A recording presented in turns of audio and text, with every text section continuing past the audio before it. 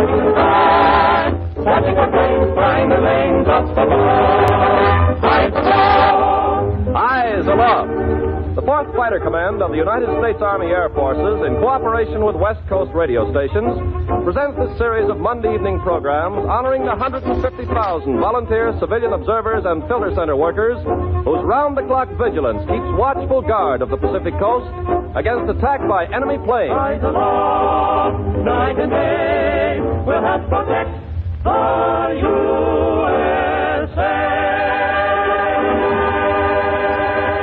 Ken Carpenter speaking. Tonight we bring you the 10th edition of Eyes Aloft. It features another great modern American story. You'll hear the presentation of the weekly Gold Trophy Award, the Gordon Jenkins Orchestra and the Sportsmen, and a musical tribute to the Marine Corps. Good news about the publication of our theme song, the McKinley Diary, and a new feature, Why Will They Do It? Yes, it's time now for your Eyes Aloft narrator to step into the post and take over his shift, Gain Whitman.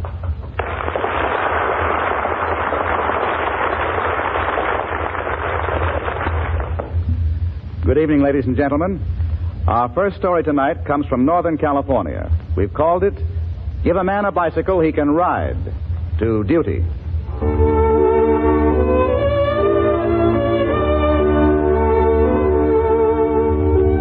In the small town of Swanton, out on the Monterey Peninsula, lives a young fellow 15 years old who someday hopes to be a flyer.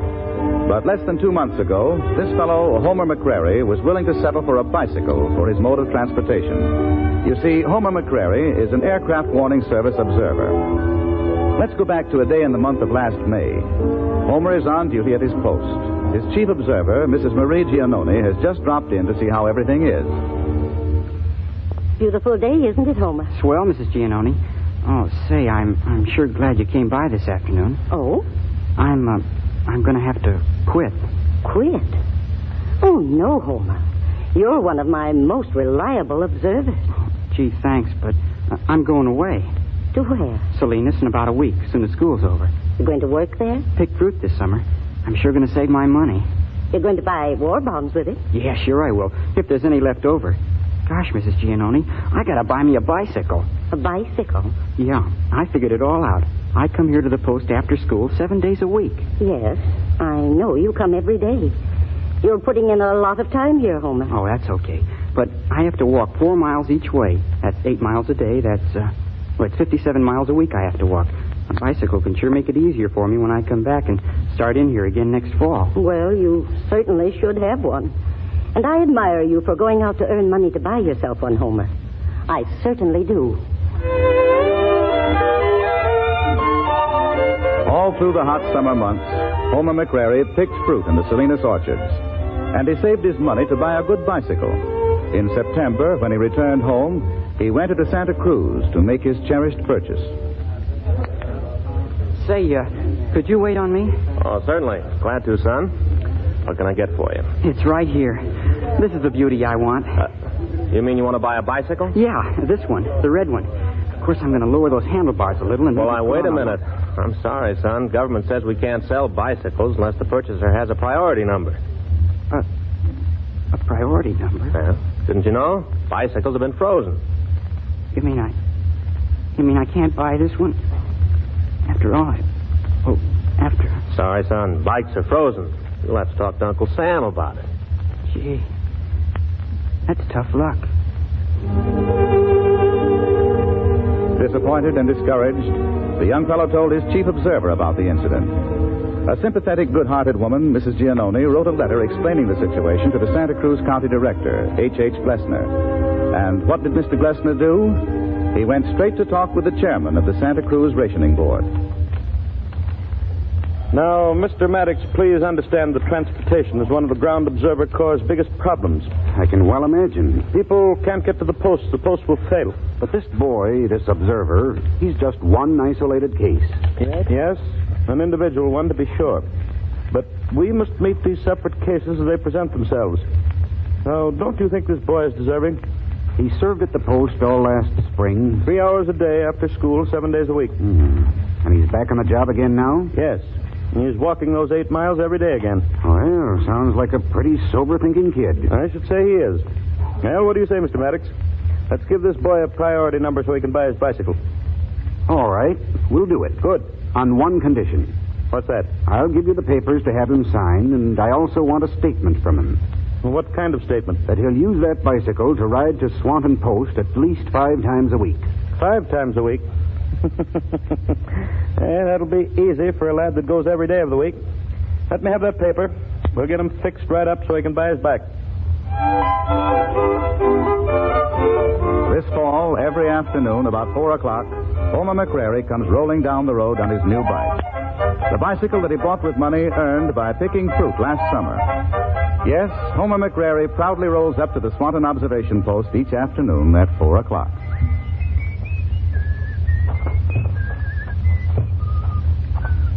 Hello, Homer. Oh, gosh, Mrs. Giannone. I'm glad to see you. Yes, but see who's come to pay the post a visit this afternoon. Mr. Glessner. Gee, glad to see you, Mr. Glessner. Well, I'm glad to see you, Homer. Say, did you get my letter? Gee, thanks for everything. You're welcome for anything Mrs. Giannone and I might have done to help you out. If it hadn't been for you folks, I wouldn't have my bike. Here, Homer. I brought you these. What's that? Magazines about aviation. Oh, brother, wonderful. Well, you said you weren't going to be riding a bike all your life, Homer. No, I'm going to take up flying as soon as I get out of high school. Gee, these are swell. Thanks a lot. You're a swell guy, Mr. Glessner. Oh, hey, wait. What, Homer? Don't you hear it? Oh, there it comes. A plane going east. I got a report at Prado. Well, right on the job. Well, I have to admit I didn't hear it till he mentioned it. Homer McCrary is one of my very best observers. One of my best. Army flash. 1. Single. Very low. Overhead. East.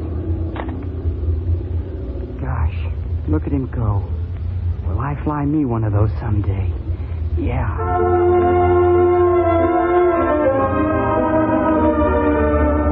Yes, today and every day now, Homer McCrary rides his bike to the observation post. Someday, as he dreams, he will fly the planes he is now reporting. As General Kepner has said, as long as there are young Americans growing up with purpose and love of country, we can be certain that America will always carry on. The 4th Fighter Command of the United States Army Air Forces salutes Homer McCrary, a young fellow who is serving his country as best he can.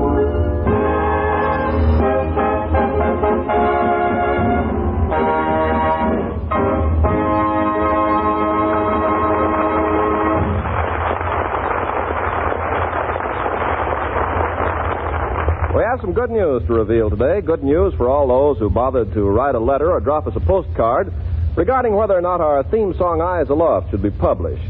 A most impressive pile of mail has come in from you people in the last 2 weeks. And incidentally, the Los Angeles Filter Center designed an enormous postcard about 4 feet long and 3 feet wide and sent it to Gordon Jenkins last week. On the back, it held the signatures of nearly 1,200 persons who desired to have the song published. All of your mail was placed before several top-ranking music publishers, and they were all interested in the song. This morning, Gordon Jenkins, the composer, signed contracts with the old, reliable New York music publishing firm of Shapiro Bernstein. And within a short time, Shapiro Bernstein will have printed attractive sheet music copies of Eyes Aloft, and you'll be able to purchase it over the counter in your local music shop and dime stores. Remember, all profits to the composer, Gordon Jenkins, are being placed in a bonded account. And when they're sufficient, one or more worthy communities will be selected by a board of judges, and an observation tower will be built and presented at no cost to those communities. Perhaps your community will be so honored. We'll advise you on this program when the song is ready for sale. Here now, Gordon Jenkins and his orchestra and the Sportsmen join the thrilling music of Eyes Aloft with the traditional fighting song of the Marine Corps. It's Eyes Aloft in medley with the Marine Hymn.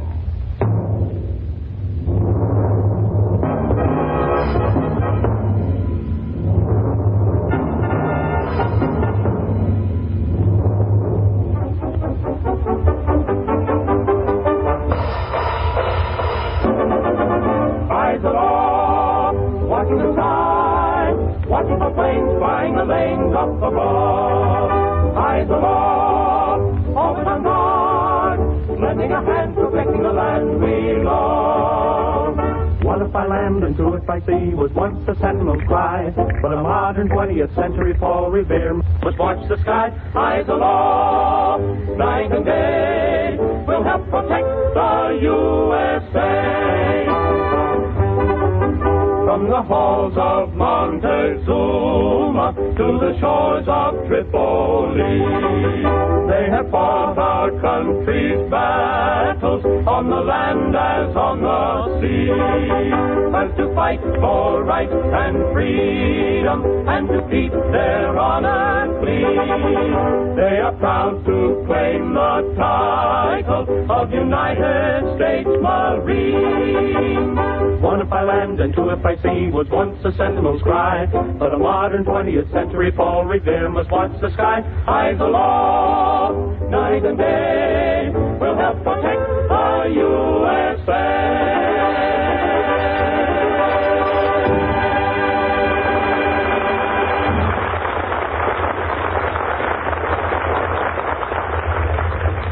Tonight we are introducing a new thumbnail feature. Listening time, 2 minutes. Title, Why Will They Do It? It's our new brickbats and bouquet department. Tonight we have wait and see. You be the judge. And those in the studio here will have a chance to vote when it's over. Why will they do it? This one actually happened last week. We won't name the town. We won't name the state. A woman who had once been an observer and who had quit after 2 weeks of grueling service because she got a kink in her neck from looking up for airplanes or some other equally silly excuse, was caught doing this. She lived on a farm. Her telephone was on a farmer's party line. We admit that some of her neighbors might have been a little bit gappy, but this is what she did. We let you be the judges after you've heard. Then you can either boo or you can give a round of applause. Now, listen and make up your mind how you want to cast your vote for this particular lady. One afternoon, she went to her phone to make a call. Well, talk. Some people talk all the time. They just live on the phone. But I hope it isn't busy yet, or I'm apt to... Well, listen, Bunny. Can I come over and see you tonight? Well, do you think you should? Well, gee, don't you love me, Bunny? Oh, sure. My... Well, then, can I come over tonight? Hey, we can go for a ride or something. Well, I'll just put an end to that puppy love talk. it's an awful I'll show them they can't ride the phone all day long. You're beautiful out there. Now we'll see. Honey, what do you say? Well, Hello. you sure you want Hello, who's on the line? Hey, lady, this line is busy. We're talking. Oh, yes? Well, you can just stop. This is an Army flash. Army Flash. Oh, my gosh, Bunny. We're supposed to hang right up. We are. Yeah, you've got to let the Army have the phone. Goodbye, baby. Hey, I love you. I love you double anything you say. Bye-bye. Well, I should think. That cleared the lines fast enough. Army flash. Well, now maybe I can call Mrs. Rumblestump. Find out if Oscar's still drinking so much beer Saturday nights when he goes to town. I ought to tell Mabel what I heard about Oscar the other night. Hello? Oh, hello, Mabel. How are you? This is Maud. I just wanted to call up and chin a little. How's Oscar? He's fine. It's a nice day today. Looks like rain over my way. Don't hear. Say, Mabel, did you hear what happened to Hattie Hennessy this morning? Well, now, the way I hear it, Hattie... Why will they do it? Well, folks, what do you think of anybody who will do a thing like that? What's your vote for this woman? A boo or a round of applause? Boo! You bet. She deserves a good, solid boo-ket. And I'll tell you something else. She committed a very serious offense in the eyes of the 4th Fighter Command of the United States Army Air Forces. She violated the use of the telephone system, violated the use of the coded emergency call, Army Flash, and she is subject at this very time to severe penalties. We hope such a thing never happens again. Yeah, why will they do it?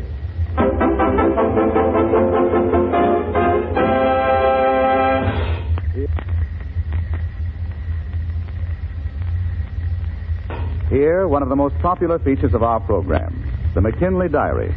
Unedited excerpts from the famous little black and white notebook.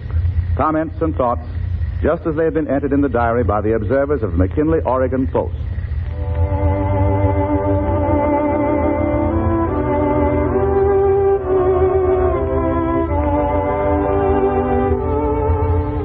Now, the first gentle rains of fall have come to the little mountain valley. Rains that have washed away the dusty cares of summer, Now spruce, pine, and fir trees stand in stately verdance, richly green and clean for God's washing. On the hillside slopes, circles of fallen leaves lie on the ruddy earth beneath fruit trees to make pleasant patchwork of the countryside. These days, there is a feeling of things to come, of holidays, Thanksgiving, Christmas time. But holidays won't mean quite the same at home this year. This year in the Valley, there will be vacant chairs when families gather at festive boards. For many of the Valley's boys have gone away to serve their country. A simple monument to those fighting men stands in the midst of the Valley today, a tiny, unpainted shack. It is the observation post. Here, shall we step inside a moment? Yes, there it is, lying open on the table. The Diary of the Watchers. Let's look at some entry that has been made in it. Let's see what this one here says. August 23rd, a week of thrills. Chief one, Vern got a 5-day furlough and came home. He looks taller and is in the pink of health. Saturday at 6 a.m., he left for Santa Ana Air Base, but expects to be transferred to the electric service somewhere. Verna Hansen. Yes, many of the Valley's boys are in the service now. Well, let's turn here to September 8th, 4 o'clock in the morning. As I sit here and listen to the roll of thunder and watch the flashes of lightning, the thought crosses my mind. Suppose this was the din of battle, man-made, instead of the natural element. A crash just passed that rocked this small shack. I'm not afraid of thunder and lightning, but would relish some company just now. A few drops of rain are falling on the roof. I do hope it really rains hard, as I'm sure there'll be forest fires follow this terrific lightning. I can see my neighbor's house a quarter of a mile away every time the flashes come. And oh boy, the heavens must have opened up and spilled the rain now. Boiler factory would be a quiet place compared to this little 6x8 shack right now. And jeepers, the roof leaks. I think I'm going to cover up my head if I can find something to cover it with. Yours till dawn, Mabel O'Sullivan. Time to read just one more entry. Then we must hurry on our way. Here's one, written September 14th, by a man who has since enlisted in the Army. Monday morning, 2:30 a.m.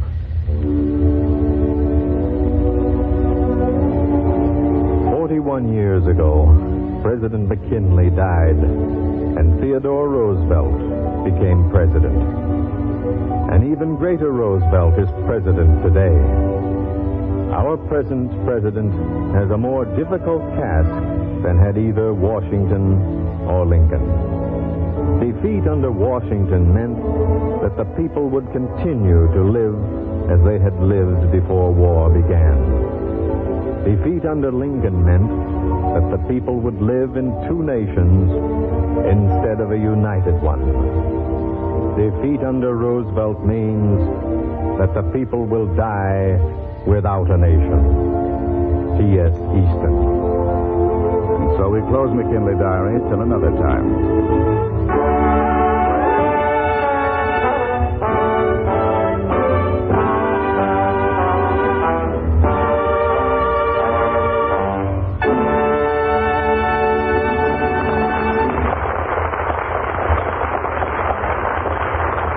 Some communities, the Ground Observer Corps group have come to add colorful social flavor. Being a ground observer isn't necessarily all work and vigilance. In Clatsop County, Oregon, down near the mouth of the mighty Columbia River, the observers of the little logging and fishing town of Napa decided to have a meeting and a party on the evening of October 10th. That afternoon, they decorated the community hall. Now, be careful up there on that ladder, George. Yeah, can you toss me up another roll of bunting? Well, I think we ought to run it right over and drape it down in front of the speaker's platform. Well, any way you ladies want it. Just hand me up the flags and bunting, will you? I hope this downpour doesn't keep Lieutenant Clark and Sergeant Sousa from getting here from Portland. Oh, I think they'll get here all right. Mr. Pearson, are you going to bring over your movie projector and run off those comedy films tonight for the party? Well, what about it, folks? I've never seen them. Bring them over, sure. Mrs. Abrams is bringing the cake as soon as the rain lets up. The big one. Yeah, we ought to put the cake on the speaker's table. Well, Violet, are we going to have a candle on it? I think we should. Oh, by all means. This is Napa Post's first birthday.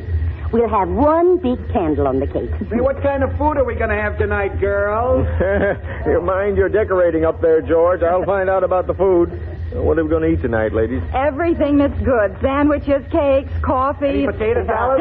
And don't forget the jelly rolls somebody's bringing, Adriana. Oh, yes, and jelly rolls. What about potato salad? There'll be plenty of potato salad for you men, George. And now we must hurry, folks. It's almost 6, and most everyone has to go home and dress. Party starts at 9? 8:30 or 9, as soon as the county director and the officers and everybody get here. You don't think Roberta Vincent knows anything about the going-away presents we bought for her, do you? Oh, no, I don't think Miss Vincent has an inkling. It'll be a real surprise. Well, she sure deserves it. Nobody could have worked any harder as our chief observer. I heard Roberta's going to California. Is that right? Well, I think we should have red, white, and blue slippers on the Yes, the observers of Napa, Oregon had all pitched in and were giving a community party. The party had a twofold purpose. It was to celebrate the first anniversary of the Napa Observation Post, one of the posts to start even before war was declared. The other reason was to honor their very hard-working and highly efficient chief observer, Mrs. Robert Vincent. Though the weather was ugly that night of October 10th, nearly 175 people attended at Community Hall. There were fishermen, farmers, loggers, sawmill workers, housewives, local businessmen. And now, I want to introduce our very capable Clatsop County Director, whom we also know as our Clatsop County Assessor, Mike Kosovitz. Thank you. Thank you. It is indeed a thrilling moment in my life as I look down upon these long rows of tables and see the faces of so many people who've been so diligently serving their nation as ground observers. Napa Post has a high rating of efficiency. In fact, I'm proud to say that nearly every post in Clatsop has a high rating. You know, I could talk for quite a while tonight about our work, but I'm going to turn the meeting over to Lieutenant Clark and Sergeant Souza, who have some pleasant surprises for many of you. Lieutenant Robert Clark, our ground observation officer for this filter area. Thank you. Thank you, Mike Kosovitch. Before coming here to the meeting tonight, I drove over to see your wonderful new observation post built. It's really a beauty. The county court has done well by you in furnishing such an excellent build. 2 observers were there on duty. They're missing the party here tonight. But don't you think we should save them a piece of the anniversary cake? Sure, great idea. Friends, I brought with me tonight 42 observer armbands. 42 of your group have served the Army for 100 hours or more. And you will receive these awards tonight. And later, I have a film which Sergeant Souza is going to run off for you. It's titled, What About Air Raid? And I think you'll get some valuable instruction. However, before we proceed, I want to turn the meeting back to the capable hands of our Master of Ceremonies, who will tell one of the ladies here about a certain surprise. Okay, Master of Ceremonies. Well, we've got a little surprise for someone whom we all highly respect. She helped organize our Napa Observer's Post over a year ago, and she's bravely endured all the headaches of a chief observer. Seriously, though, people, she really has inspired this community to carry on this work for the Army. Well, when some of us let her down on watches, she always went herself and carried on those watches, day or night, in our places. I think we all appreciate what she's done. Now she's taking a leave of absence for a couple of months and going to California. While she's gone, we want her to know that we'll carry on just as though she were here directing us. When she comes back, she'll take over again. Roberta Vincent is our chief observer. Mrs. Vincent, will you stand up? What? Just come over here, please, Roberta. Well, what's this all about? Mrs. Vincent, your work and your services to this community haven't gone unnoticed. We wanted to express our appreciation. Well, but I don't understand. We've taken up a little collection and bought you a going-away present. A present? Now, that's it, Mike. Bring them over here. That's right. Put them right here on the table. Yeah, here we are. Oh, dear. 2 pieces of airplane luggage, Roberta. Oh, they're beautiful. They're beautiful. Oh, how can I ever thank you, Pete? Oh, but open them up. There are a few little knickknacks inside. More? Here, I'll open this one. And this one, I think. There we are. They're wrapped in cellophane. Oh. Why, look at this. Why, it's a beautiful, beautiful house coat. And what's this? Oh, lingerie. Oh, and a lovely nightgown. Oh, thank you all so very, very much. I'm going away for a while, but I'm coming back home. I'm coming back because you're my people. I'm one of you. This is where I belong, where the best people in all the world live. Thank you. Thank you. And while I'm away, keep all the watches covered. Be there. Always be there. Because that's where I'll be, in spirit.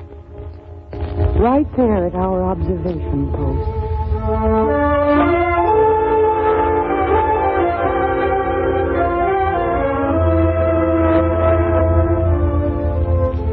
So at least one community showed its chief observer that her work had been appreciated. Where there is such community thinking, such community spirit, there cannot help but be good things.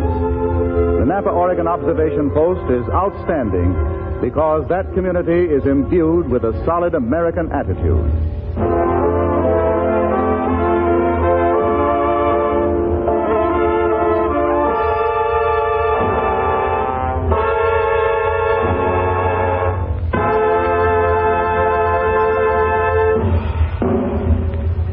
Each week, we present the National Broadcasting Company's Eyes Aloft Gold Trophy Award to some deserving observation post or filter setter.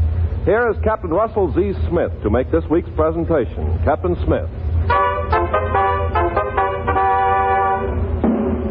American spirit is built not on the thoughts and feelings of an individual, but upon the collective attitude of communities. When a community's thinking is healthy, it is indeed a prosperous spot on the American map. Certainly, the community of Napa, Oregon is a credit to this nation. In particular, it is a credit to the Aircraft Warning Service of the 4th Fighter Command. It is with pride that we present this week's Eyes Aloft Gold Trophy Award to Napa, Oregon Observation Post.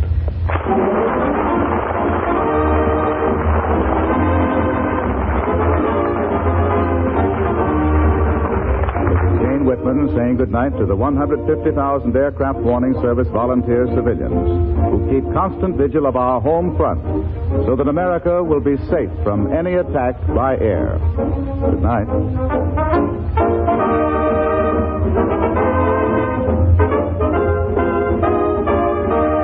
Eyes Aloft is written and produced by Robert L. Redd. The music is composed and conducted by Gordon Jenkins. Next week, we present from San Francisco Mr. James C. Shepard, Director of the 9th Civilian Defense Region. This is Ken Carpenter, charging you to always remember, Eyes Aloft. Eyes aloft, watching the sky, watching the planes flying the lanes up above. Eyes aloft, always on guard, lending a hand, protecting the land we love. One if I land and two if I sea was once a sentinel's cry. But a modern 20th century fall revere must watch the sky. Eyes aloft. Eyes Aloft has come to you from Hollywood. This is the National Broadcasting Company.